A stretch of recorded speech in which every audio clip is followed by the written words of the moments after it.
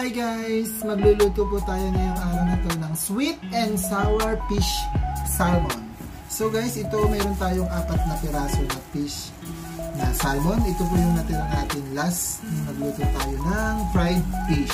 So ang gagawin natin dito guys ay ating imamarinate muna siya sa ating Knorr seasoning original.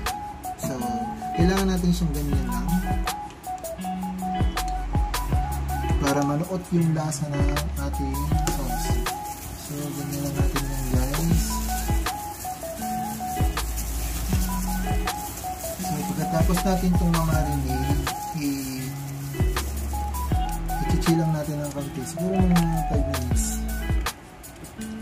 10 minutes. Kasi nakakachill lang nito guys. So, ayan guys. After nito natin makuha, ating ipa-fried na po ito mamaya. Okay. Hi guys, andito na po yung ating mga sangkap. Meron po tayong ilalagay na bell pepper, kulay green at saka yung red para magkaiba po yung kulay. And then carrots, and then onion at saka garlic at saka yung ating luya. So in-slice ko lang siya ng ganito kaliliit, and then dinuro ko lang siya ng kaunti na ganito. Tapos slice ko na ganito. And then yung ating tomato ketchup para sa ating sweet and sour fish. May mga kasama po itong ingredients like asin, at saka yung pamintang durog, at saka ating cornstarch, at saka po yung ating yun po yung ating mga pampalasa, yung asin, at saka yung lalagyan natin po ng konting magic sarap. Yun po guys. So wait lang po tayo sa ating pagluluto. Magpiprito muna tayo ng ating fish salmon. So guys, yun po yung ating fish. Ipa-fried muna po natin.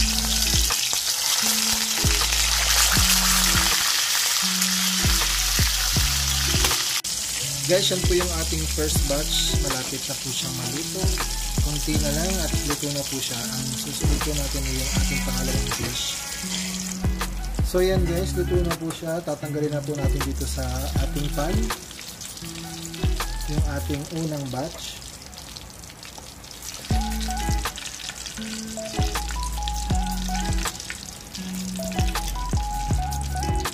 Then next naman ito ang ating pangalawa.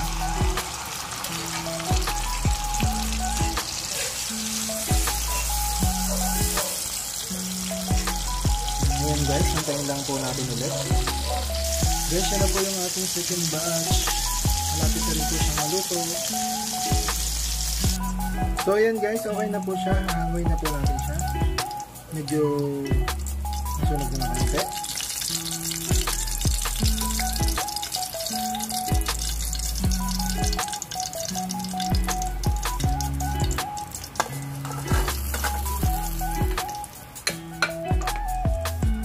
Ayan na guys, yung ating fish, yung ating salmon fish. So ang gagawin naman natin, magluluto na tayo ng ating sauce para sa ating sweet and sour. Okay. Hi guys, unahin po natin ay ating bawang. So hindi na pagtagalin kasi madaling masunog yung ating pan. Ayan, manipis lang. Tayo ang ating sibuyas. Maganda yung medyo hapot ng konti kasi sa ating sweet and sour mas maganda yung kitang lilitaw yung kulay ng ating sangkap. Ayan guys. Dala natin yung mag golden brown. Sweet and sour. So itong next natin ay luya. Yung ating ginger.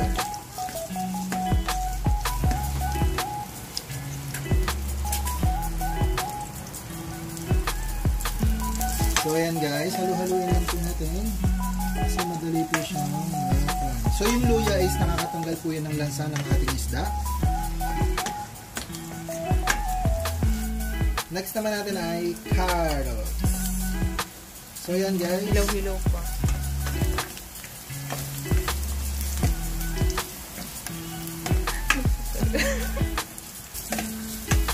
So ayan, ang next naman natin ilalagay ang ating siling pula at saka yung ating siling green. Ayan guys.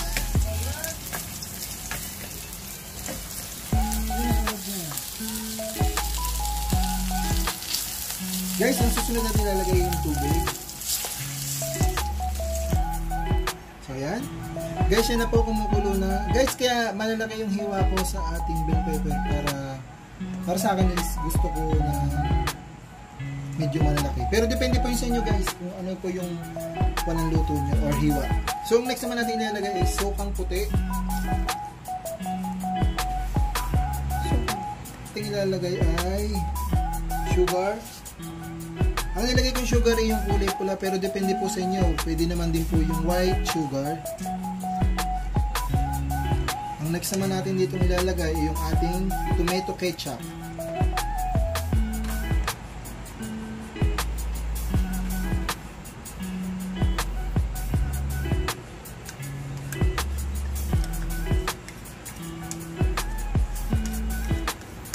Kung napapansin niyo, medyo red na siya.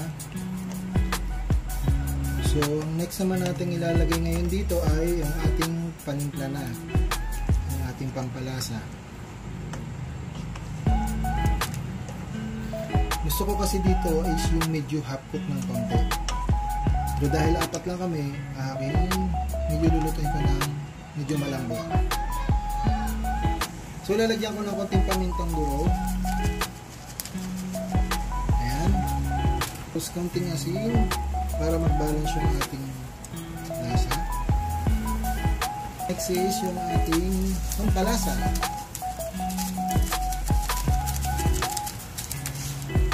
Ayan guys, kung napapansin nyo, red na siya. Ang next naman natin ilalagay dito yung ating cornstarch.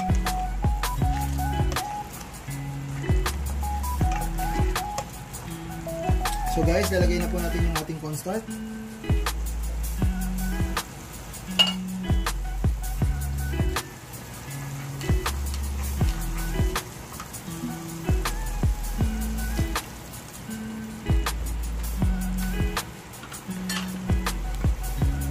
Then, haluin lang natin para magpantay yung ating cornstarch, hindi magkuhan lang sa gitna. So, yan guys, malapit na po siyang maluto. Yan po yung ating sweet and sour sauce. Then, ating ihahalo dito yung ating fish, yung ating apat na pritong salmon. Ayan guys, nakikita nyo po na medyo malapot na po siya. Ayan. Pakuluin pa lang natin ng konti.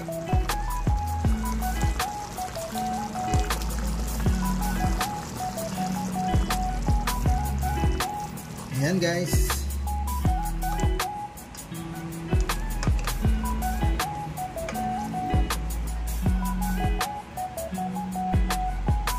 Guys, ito na po yung ating fish, yung ating apat na fish na na-fried kanina, yung ating fish salmon.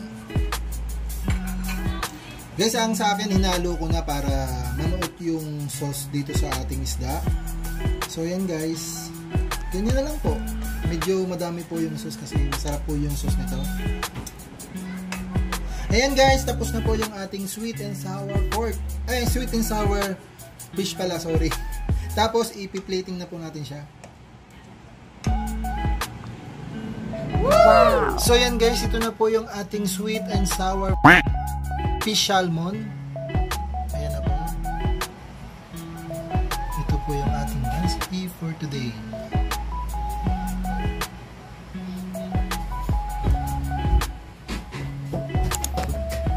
So ayan guys, tapos na po. Dito po natatapos ang ating video na pinamagatang sweet and sour fish salmon.